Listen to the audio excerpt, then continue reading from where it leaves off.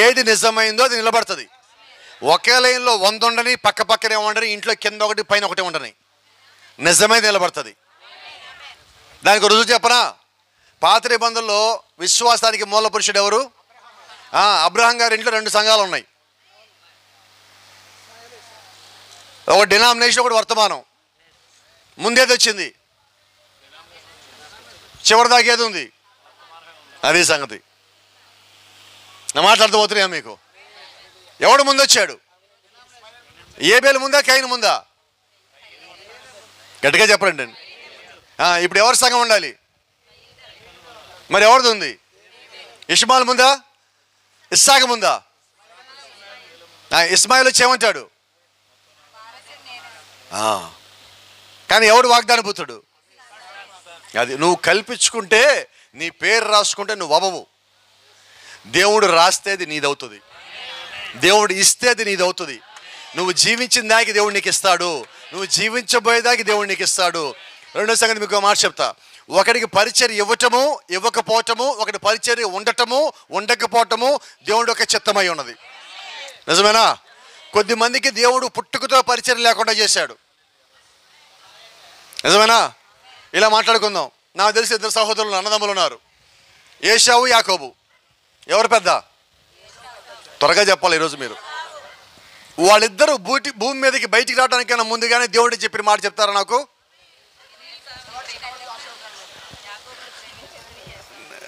ఏశావుని ద్వేషించి తిని, యాకోబుని ప్రేమించి తిని.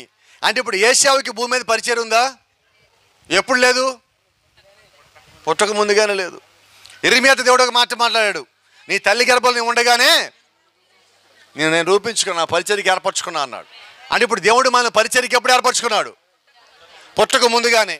ఇంకా మనం మాట్లాడితే, ఈ అంత్య దినములు ఎవరైతే అంత్యకాల వర్తమానం బోధిస్తున్నారో వారిలో యథార్థంగా ఉండే వాళ్ళని దేవుడు జగత్ పునాది కన్నా ముందుగానే ఏర్పరచుకున్నాడు, పరిచర్యలో ఏర్పరచుకున్నారు.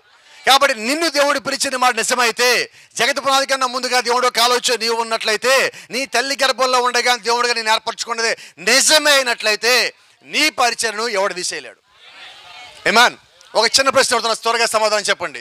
మన ఇంట్లో కారు దొంగతనం చేయొచ్చు, బండి దొంగతనం చేయొచ్చు, నగలు దొంగతనం చేయొచ్చు, ఆస్తి దొంగతనం చేయొచ్చు. అయితే నీకు వచ్చే ఆశీర్వాదం ఎవడో దొంగతనం చేయగలడా? గట్టిగా. నీ పరలోక రాజ్యంలో ఉన్న నీ స్థలముని, నీ స్థానముని ఎవడో దొంగతనం చేయగలడా? యేసుక్రీస్తు రక్తంలోంచి నీకు వచ్చిన ప్రేమను ఎవడో దొంగతనం చేయగలడా? నీకు వచ్చిన స్వస్థతను ఎవడో దొంగతనం చేయగలడా? చేయలేడు. కాబట్టి దేవుడి నుంచి నీకు వచ్చే ఏది వినబడలేదండి. నిజం చెప్పనా? నీ పరిచయం కూడా దేవుడు దొంగతనం చేయలేడు, నీ విశ్వాస జీవితాన్ని కూడా ఎవడు దొంగతనం చేయలేడు. దేవుని నామానికి మహిమ కలుగును గాక.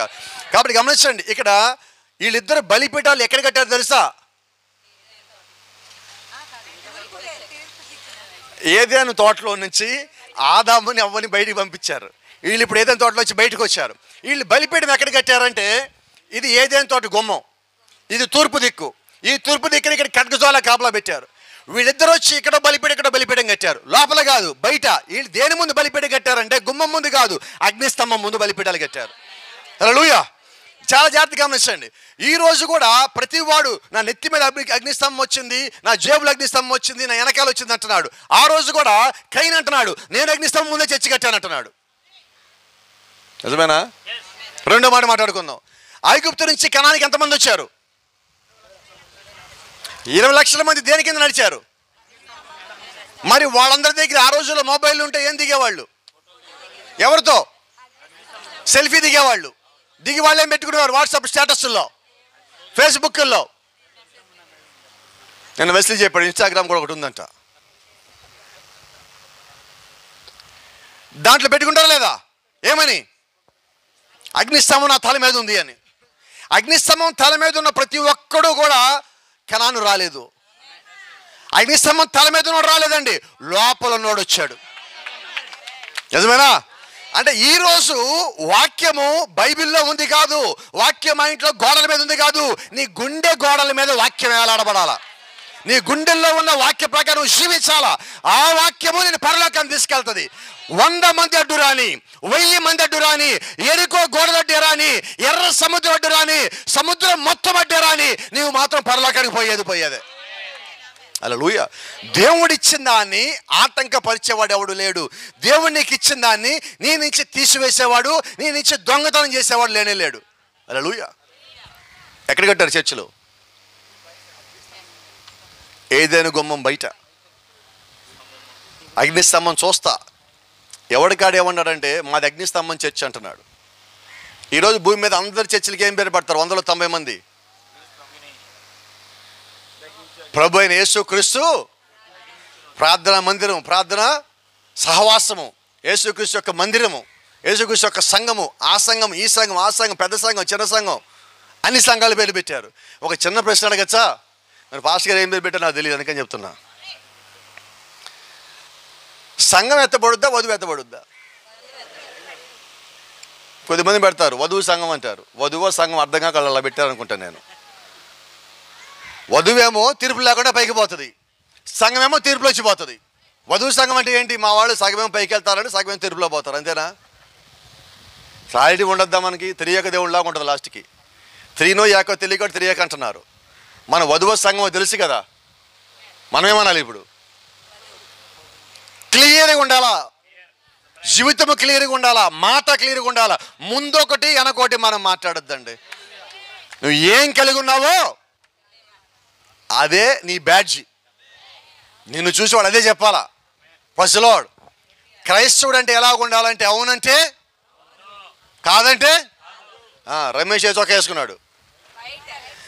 అది బ్లూ కాదు పాస్టర్ గారు, అది ఎరుపు కాదు పాస్టర్ గారు, అది నలుపు కూడా కాదనుకుంటాను పాస్టర్ గారు. చెప్పడండి, వైట్ ఎందుకు చెప్తాడు? చెప్పరుగా, అవునా? నిజమైన చెప్పాలా? అది వైట్, కళ్ళకి కనబడుతుంది, కానీ నేను ఒప్పుకోను అది వైట్ అని. అందుకే నేను చెప్తా అది రెడ్ అయితే కాదు, బ్లూ అయితే కాదు, నాకు తెలిసి బ్లాక్ కూడా కాదనుకుంటాను, కానీ నేను చెప్పను అది వైట్ అని. ఆనంద్ భాష గారు ఎలాంటి వాళ్ళు చెప్పండి, ఎలాగొస్తుంది మాట? సల్మాన్ భాష గారు ఎలాంటి వాళ్ళు ఎందుకు చెప్తాం? మీరే చెప్పట్లేదు, ఇంకెవరు చెప్పాలా?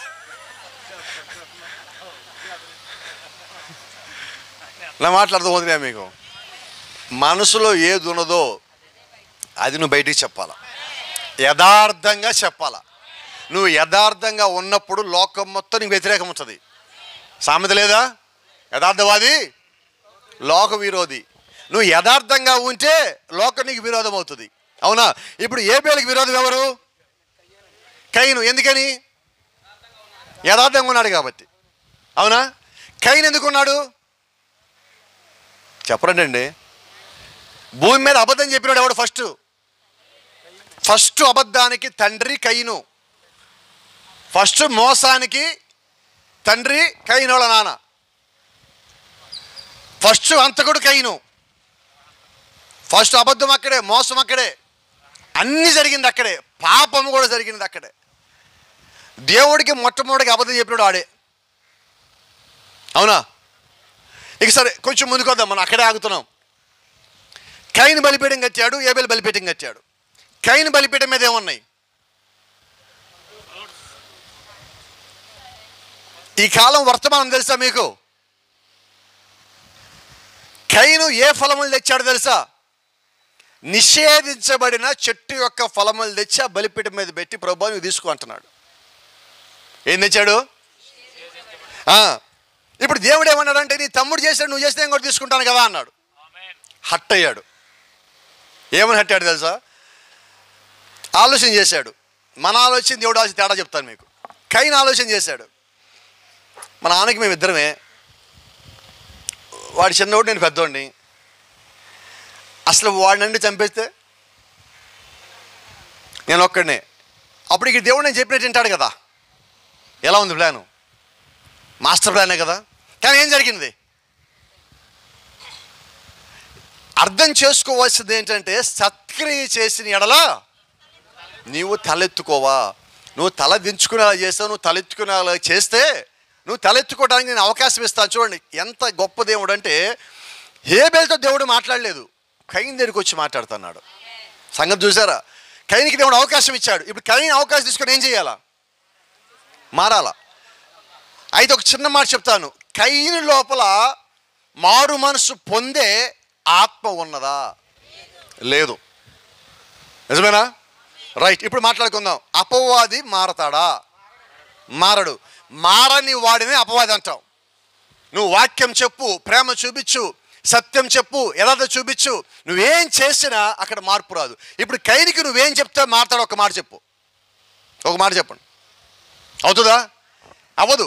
మీరు గమనించండి, కయీను దగ్గరికి సేవకుడు పోలా, కయీను దగ్గరికి దూతలు పోలా, కయీను దగ్గరికి దేవుడే వచ్చి మాట్లాడుతున్నాడు. మారాడా? మారలా. ఈరోజు కూడా నువ్వు ఎంత వాక్యం చెప్పు, కొద్దిమంది మారరు, కొద్దిమంది సేవకులు మారరు, కొద్దిమంది విశ్వాసులు మారరు. నువ్వు నిజమైన వర్తమానం తీసుకెళ్ళి చెప్పు, ఎన్ని అని చెప్పు. లేదండి మేము ఇది నమ్మం, మాకు ముగ్గురే దేవుళ్ళు. ఎందుకని నమ్మవు? ఆత్మ, పరిశుద్ధాత్మ ఎలాగైతే ప్రతి కాలంలో ఉన్నదో అలాగే అపవాది ఆత్మ కూడా ప్రతి కాలంలో ఉన్నది. పరిశుద్ధాత్మ ఎలాగైతే ప్రతి సంఘకాలంలో ఉన్నదో అలాగే అపవిత్రాత్మ కూడా ప్రతి సంఘకాలంలో ఉన్నది. ఎలాగైతే పరిశుద్ధాత్మ ప్రతి సంఘంలో ఉన్నాడో అలాగే ప్రతి సంఘంలో కూడా అపవిత్రాత్మ ఉన్నది. నిజమేనా? ప్రతి చోట ఇవి అలాగే ఉన్నాయి. అయితే ఆశ్చర్యమైన సంగతి ఏంటంటే కయీను బలిపీఠం చాలా బాగా ఉన్నది, చుట్టం చాలా బాగా ఉంది. అయితే ఏబేలు బలిపీఠం ఎలాగ ఉన్నది? అన్ని రాళ్ళు, తీగలు, రాళ్ళు, పళ్ళు లేవు, పూలు లేవు, డెకరేషన్ లేదు, అలంకరణ లేదు, ఏమి ఎలాగంటే అలాగ ఉన్నది. కయీను పక్కనే ఏబేలు బలిపీఠం కట్టుకున్నాడు. ఆ ఏబేలు బలిపీఠం చూసిన తర్వాత కయీను బలిపీఠం కయీను చూసుకున్న తర్వాత నా బలిపీఠమే చాలా బాగుండదు. ఈరోజు చాలా సంఘాలు పక్కనే ఒక సంఘం రాగానే అనుకుంటారు మా చర్చే బాగుంది వాళ్ళకన్నా. నీ చర్చి బాగుంది అని నువ్వు అనుకోవద్దంటున్నా. విశ్వాసులు కూడా అంతే, మా చర్చే బాగుంటుంది దానికన్నా.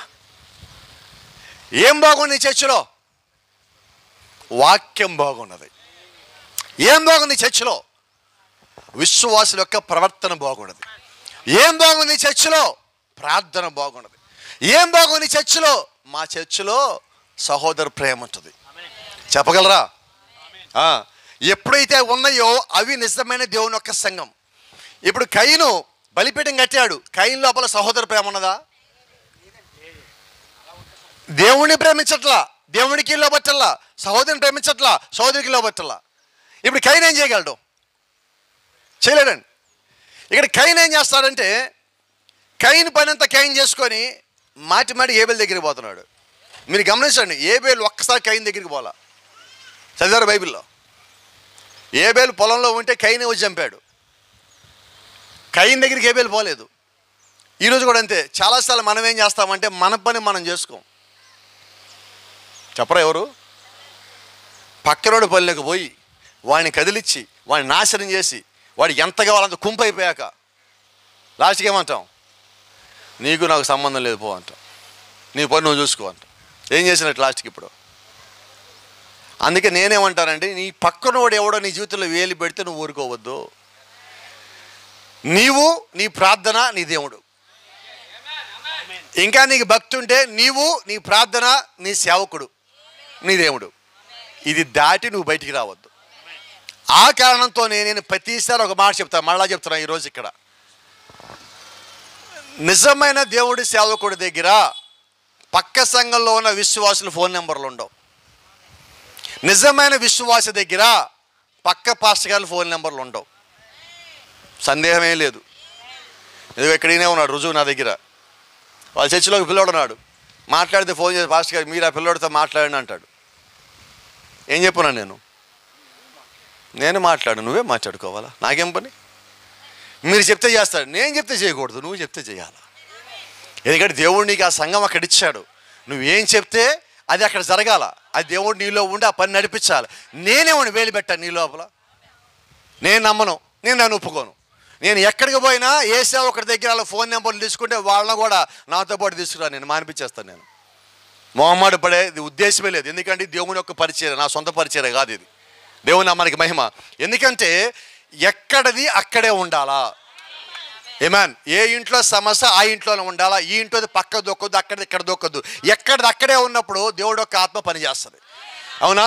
ఇప్పుడు కయీను ఇటు నుంచి అడిపోతున్నాడు. కయీనుకి అవసరం లేదు, కానీ ఇక్కడ గలిబిలి చేయాలా, గందరగోళం చేయాలా, నీకన్నా అది బాగా ఉందని చూపించుకోవాలా. అయితే ఏబేలు ఏం చేస్తున్నాడంటే ఇది అసలు పట్టించుకోవట్లా. ఏబేలు ఒక పని చేస్తున్నాడు. ఏం చేస్తాడంటే ఇంటి దగ్గరికి పోయాడు, పొలంలోకి పోయాడు, గొర్రెల దగ్గరికి పోయాడు, గొర్రెలు మొత్తం ఎతుకుతా ఉన్నాడు. కయ్యను వచ్చాడు, ఏం చేస్తున్నావు అన్నాడు. మంచి గొర్రె ఎతుకుతున్నా అన్నాడు. చర్చిలో బలిపీఠం ఆపేసి ఇక్కడికి ఎందుకు వచ్చావు? ఏబేలు అంటున్నాడు, నా పని నేను చేసుకుంటా, నన్ను వదిలేరాదా? సరే వెళ్ళిపోయాడు. ఆ గొర్రెను తీసుకొచ్చి బలిపీఠం పక్కన ఒక రాయి కట్టేసి మళ్ళీ వెళ్ళిపోయాడు ఏబేలు. కయ్యను ఆలోచిస్తున్నాడు, వీడు ఎందుకు గొర్రెను తెచ్చి ఇక్కడ పెట్టాడు? గమనించండి, కయ్యను గురించి కయ్యను ఆలోచించడు, ఏబేలు గురించి ఆలోచిస్తాడు. ఏబేలు ఎవరి గురించి ఆలోచిస్తున్నాడు? నా మాటలు మీకు అర్థమవుతుంది అనుకుంటా. నీ గురించి ఎవడైనా ఆలోచించని, వాడు ఏమైనా అయిపోయి నువ్వేం చేయాలా? నాకు తెలిసి ఒక సహోదరు ఉంది, చాలా మంచి ఆమె, మంచి ప్రార్థన పరురాలు. ఆమె ప్రార్థనకి దేవుడు వచ్చేసి ఒకరోజు, అమ్మ నీకేం కావాలన్న, ప్రభువా నువ్వు ముందు వాళ్ళ ఇంటికి వెళ్ళి వచ్చావా, డైరెక్ట్గా మా ఇంటికి వచ్చావా? కాదమ్మా, నీకన్నా ముందు నుంచి ఆమె ప్రార్థన చేసింది, మరి అదే కదా దారి, అందుకని ముందు వాళ్ళ ఇంటికి వెళ్ళి ఇటు వచ్చా. ఆమె ఏం అడిగింది? ప్రభువా ఆమె ఏది అడిగింది లేమ్మా, నీకెందుకు, ఆమె చాలా కష్టమైంది అడిగింది, నాకు అదే కావాలా, నాకు అదే ఇస్తావేవా ప్రభువా? కాదమ్మా ఆమె అడిగింది, ఆమెకు అవ్వదని చెప్పాను, నువ్వెందుకు అడుగుతావంటే నాకు రెండింతలు కావాలి, వధువులు కాబట్టి డబుల్ పోర్షన్ కావాలా. నా మాటినమ్మా, నీకు అర్థం కావట్లా, వద్దు నీకు వినరాదా? అంత కష్టమైనదా? అంత కష్టమైందా? నాకు కావాలి ప్రభా, నువ్వేం చేస్తావో తెలియదు ప్రభా. సరే మళ్ళా కాదంటే కుదరదు, నీ ఇష్టం, ఆలోచించుకో. సరే కొద్దిసేపు అయింది, ప్రభా నాకు ఇచ్చే ప్రభా అని. సరే అమ్మ తీసుకో అన్నాడు. కళ్ళు తెరుస్తుంది, ఏం కనబట్లే. ప్రభా నాకేం కనబట్లేదు ప్రభా అన్నది. అదేనమ్మా అడిగింది కూడా. ప్రభా 2 కళ్ళు ఉన్నాయి నాకు, నేను చూడగలుగుతాను బానే, ఒక్క నుండిగా చూడగలుగుతా, నాకు 2 కళ్ళు ఎందుకు ప్రభా, కన్ను తీసి ఎవరికి నీ రాదా అని అడిగింది. కుదరదమ్మా, ఒప్పుకోలేని అన్నాను. కాదు ప్రభా తీసుకోవాల్సి అన్నా. సరే అన్నాను. నువ్వేం అడిగావమ్మా? వినబడలేదండి. ఆమెకు ఒక్క అనిపోయింది. ఏమడిగావు నువ్వు? అవసరమా నీకు అంటారు ఇంకోళ్ళు అడిగింది. ఎందుకంటే లేనిపోయిన కోరికలు, గొంతెమ్మ కోరికలు మనకి. నీకు ఏం కావాలో నువ్వు దేవుణ్ణి అడగరాదా? దేవుడు నీకు ఏమి ఇచ్చాడో ఏమిస్తాడో అది దేవుడికి నీకు ఇష్టం. పక్కన నువ్వు అడగమాక, ఇది కోపడమాకండి. వెనకాల నా సహోదరులు మంచివాళ్ళు, నాకు వాళ్ళ మీద నమ్మకం, దగ్గర ధైర్యంగా వాళ్ళ చూడకుండా చెప్తున్నా. కొద్దిమంది సేవకులు ఏం చేస్తారంటే, వాళ్ళకన్నా చర్చి పెద్దదవ్వాలి ప్రభా, మా చర్చి వాళ్ళు ఒక బస్సు పెట్టారు, వాళ్ళు ఒక ఆటో పెట్టారు, 2 ఆటోలు పెట్టాలి ప్రభా, 2 బస్సులు పెట్టాలి ప్రభా, 30 కిలోమీటర్ల చోళ్ళకి వస్తాం, మాకు 100 కిలోమీటర్స్ అవ్వాలి ప్రభా. విశ్వాసలో ఎవరిని అడిగావు? దేవుడిని అడగలేం మనం, వాళ్ళకన్నా ఎక్కువ కావాలంటున్నాం. అవునా? ఒక చిన్న సంగతి చెప్తా. ఒకసారి ఒక సేవకుడు పొద్దున్నే జాగింగ్కి బయటికి పోయాడు, పరిగెత్తుకుంటూ పోతున్నాడు, పరిగెత్తున్నాడు. అలసిపోయి ఇంక ఇంటికి వెనక్కి తిరిగి పరిగెత్తుతా ఉంటే ఈయనకన్నా ముందు ఒకటి పరిగెత్తుతున్నాడు. నాకన్నా ముందు ఇంకోటి పోవటమా? కొద్దిగా స్పీడ్ పెంచి ఇంకో పరిగెత్తుతా ఉంటాడు వెనకాల. ఆయన దాటేళ్ళాడు, అమ్మాయి ఆయన దాటిపోయాను అనుకున్నాడు. కొంచెం ముందుకెళ్తే ఇంకోటి కనిపించాడు, కొద్దిగా స్పీడ్ పెంచాడు, వాడిని దాటిపోయాడు. అలా కనిపించే వాళ్ళు దాటుకుని వెళ్ళిపోయాడు. నేను అంతా దాటేసా కదా అనుకున్నాడు. లాస్ట్కి వాడు సొంత ఇల్లు కూడా దాటి వెళ్ళిపోయాడు. ఈరోజు ఏమైంది? ఈయన మీద పోటీ, ఆయన మీద పోటీ, ఈయన మీద పోటీ. లాస్ట్కి ఏం దాటారంటే పరలోకం దాటి వెళ్ళిపోయారు వీళ్ళు. యేసుక్రీస్తుని దాటి వెళ్ళిపోయారు, దేవుని దాటి వెళ్ళిపోయారు, పరిశుద్ధాత్మను దాటి వెళ్ళిపోయారు. ఎందుకు పరిగెత్తావు? తెలియదు, మొత్తానికి పరిగెత్తా. ఎందుకు పరిచయం చేసావు? తెలియదు, మొత్తానికి అయితే పరిచయం చేశా. ఎందుకు చర్చి కట్టావు? తెలియదు, మొత్తానికి చర్చి కట్టా. రైట్, ఇప్పుడు విశ్వాసాల దగ్గరికి వద్దాం. పాస్టర్ గారు బాగానే ఉంటారు. పాస్టర్ గారు వాళ్ళ కూడికి ఎంతమంది వచ్చారు? 300 మంది వచ్చారు. మనకి 500 మంది రావాలి. ఎంతమంది రావాలి? దేనికి రావాలి? దేనికో తెలియదు పాస్టర్ గారు, మొత్తానికి రావాలా. మా ఇంటి దగ్గర చర్చి దగ్గర ఒక పెద్ద ఇలాగ రోడ్డు మీద ఒక స్టార్ పెట్టి ఉంటుంది, ఒకటి పెద్ద స్టార్, చాలా పెద్ద, ఈ రోడ్డు అంత ఉంటుంది. ఆ స్టార్ మీద ఏం పెట్టాడో తెలుసా? క్రిస్మస్, నూతన సంవత్సరం, సంక్రాంతి, ఉగాది శుభాకాంక్షలు.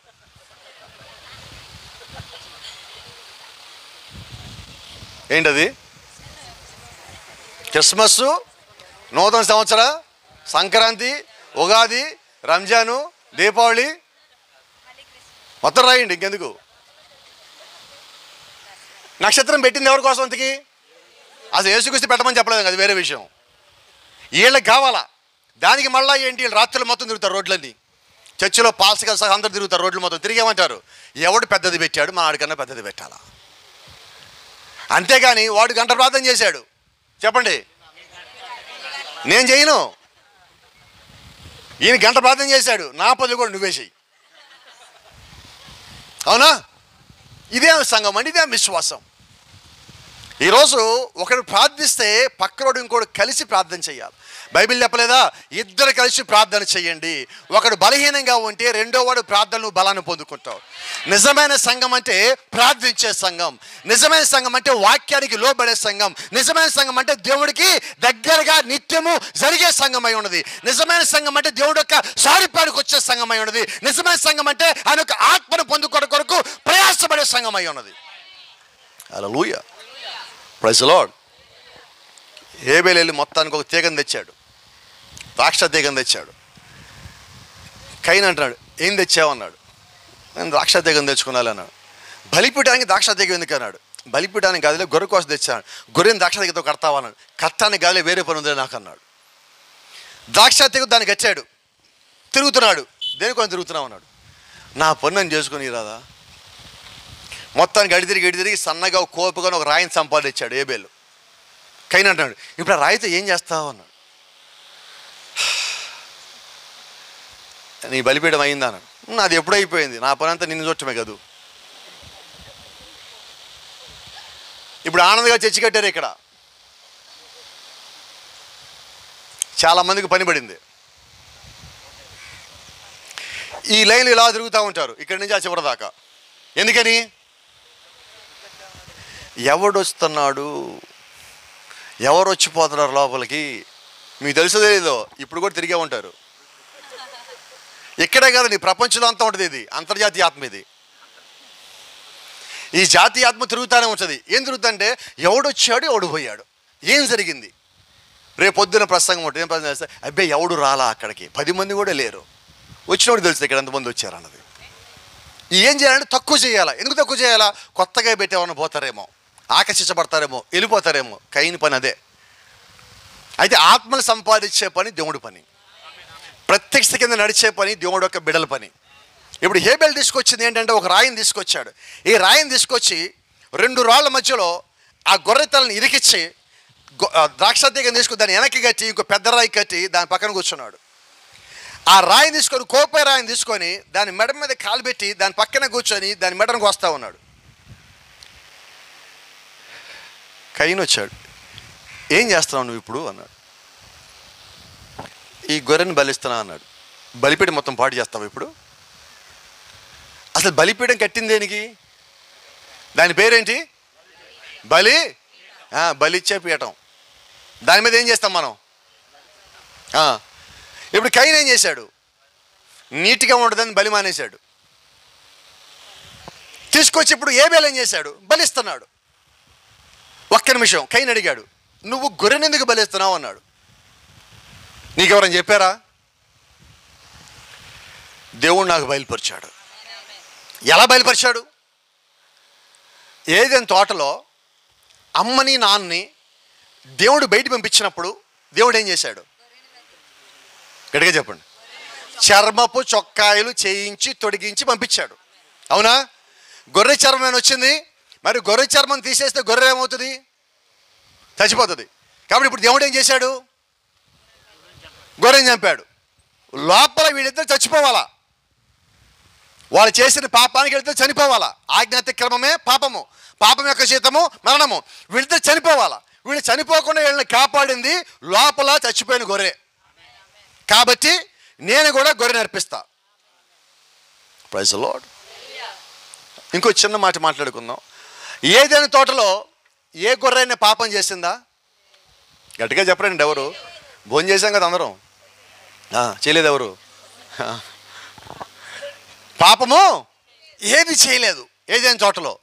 మరి ఏదైనా తోటలో ఏది పాపం చేయకపోతే ఆదాము అవ్వ నిమిత్తం బలి అర్పించబడిన ఆ గొర్రెలు కూడా పాపం చేయలేదు. ప్రభువైన యేసుక్రీస్తు కూడా, దేవుని యొక్క గొర్రె పిల్ల కూడా పాపం చేయలేదు. పాపం చేసింది మనం. పాపులు మనం, రక్తం కాచింది ఆయన.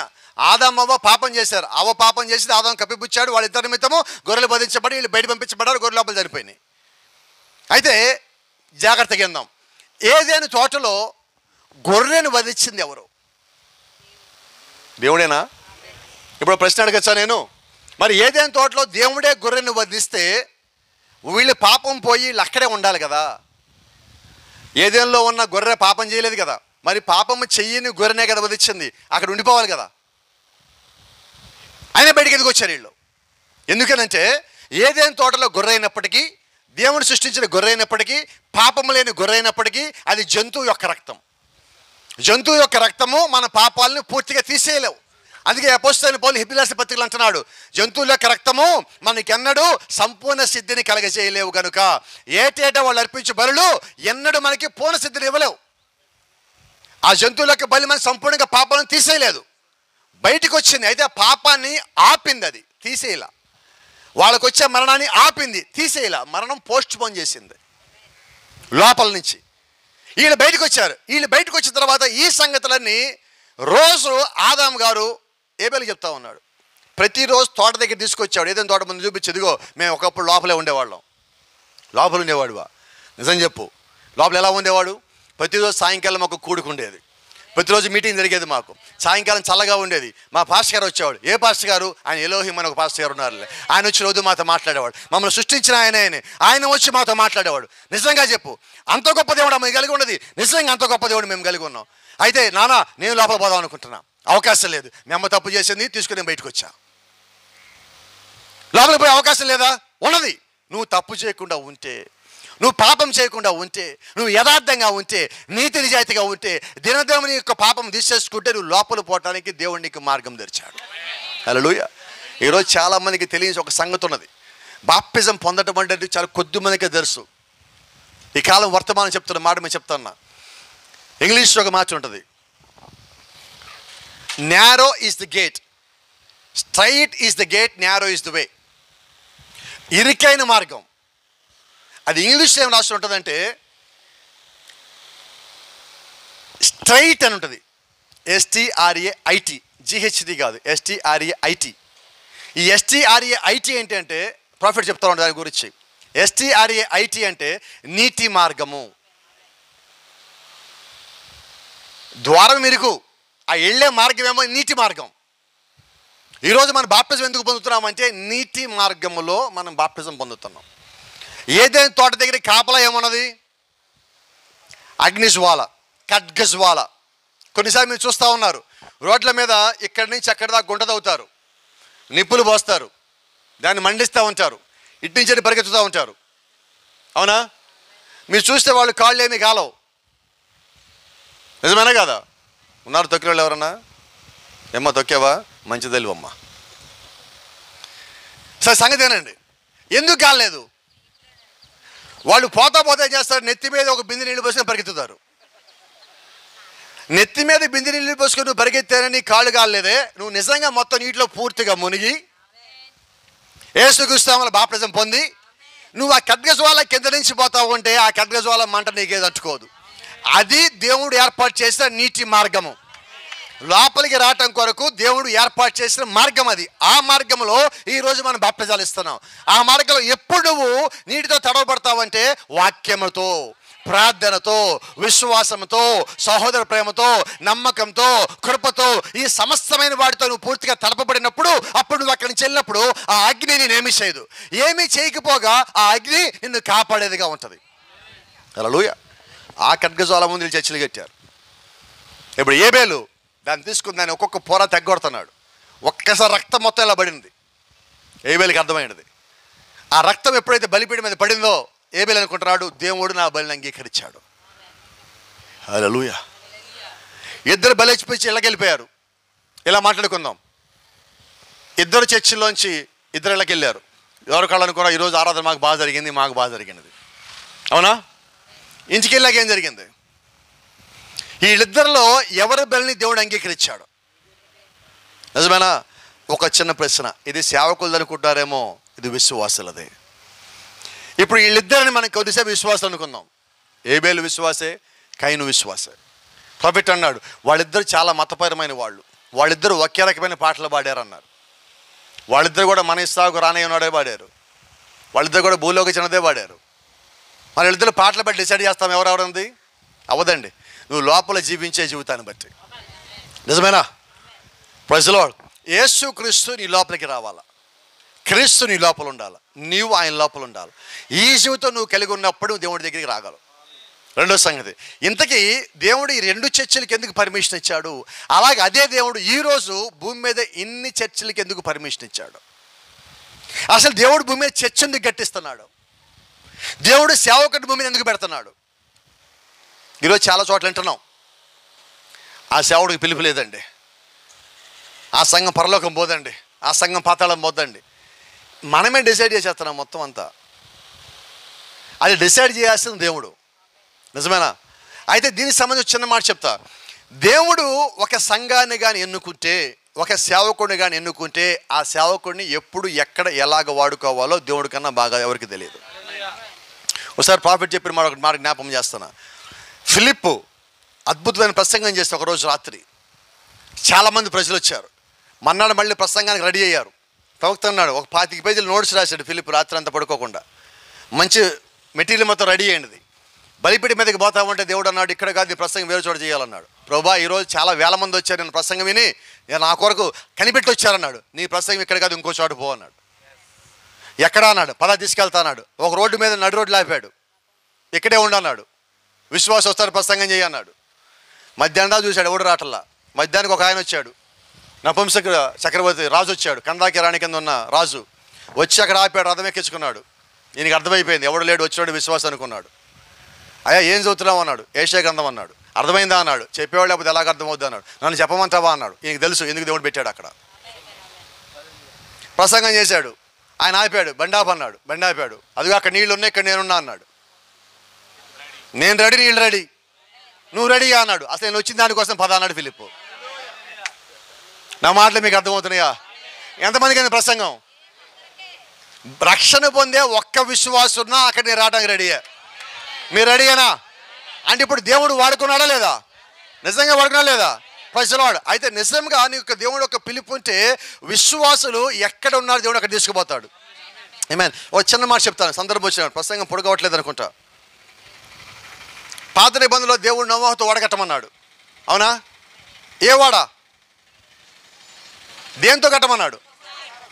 చింత చెట్టు, గంధం చెట్టు, టేకు చెట్టు, జామ చెట్టు, యాప చెట్టు. ఇప్పుడు నోవహు అన్నాడు, అక్కడ దాకా పోలేను ప్రభు, చిరిసాగా మరి ఎక్కడెక్కడో తెలియదు, కానీ నా దగ్గర మంచి తోట ఉంది, టేకు తోట వేస్తే దాంట్లో నుంచి కడతాను ప్రభు అంటే దేవుడు ఏమంటాడు? నడవదు. ఎందుకు నడవదు? రైట్. ఇప్పుడు మాట్లాడుకుందాం. చిరిసారక మాలన్నీ ఒకే చోట ఉంటాయా? ఉంటాయా? విశ్వాసం అందరూ ఒకే చోట ఉంటారా? మరి విశ్వాసం రావాలా, భాషగారు పోవాలా? ఏమో చెప్పరు, ఎవరు చెప్పరు అది గట్టిగా. నాకు భాషగారిని చూస్తాడు, నన్ను చూసి చెప్పండి, వెళ్ళాలా? రైట్, మంచిదండి.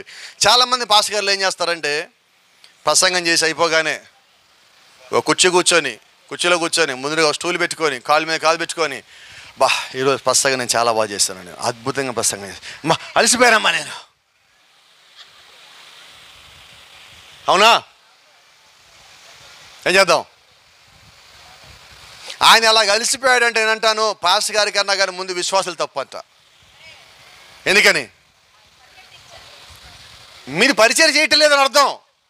మీరు పరిచయం చేస్తే ఇదిగో నాలుగు తిరగాలి, ప్రతి ఒక్కరు వెనకాల వాళ్ళందరూ కూర్చొనియకూడదు, వాళ్ళని నుంచొనియకూడదు, పడుకొనియకూడదు, వాళ్ళు తింటానే కూడా వెళ్ళకూడదు. మా ఇద్దరు దారిలో తినాలి వాళ్ళు తింటే. నేను తింటలేదా? నాకే నీ సంతోషం, వాళ్ళకు ఉండొద్దా సంతోషం? ఉండాలొద్దా? నా కోరిక ఏంటంటే వీళ్ళందరూ కూడా అలాగే తిరగాలి. వాళ్ళ సంఘాలు అలాగే ఉండాలా, కుటుంబాలు అలాగే సపోర్ట్ చేయాలా, విశ్వాసం అలాగే సపోర్ట్ చేయాలా. ఎంత దూరం అయితే వాళ్ళు పోగలరో దేవుడు అంత దూరం తీసుకెళ్ళి పరిచయంలో వాడుకోవాలా. ఎందుకంటే ఈరోజు పరిచయం అంత పెద్దదండి.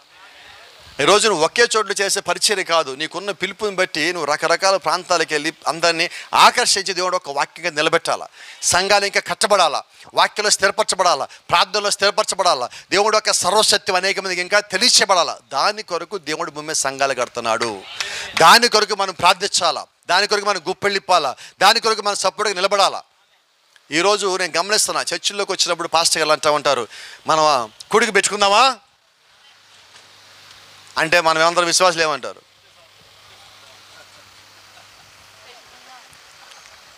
ఆ సంఘంలో బాగా చెప్పుకుంటున్నాడు, కుడికి పెట్టుకుందామా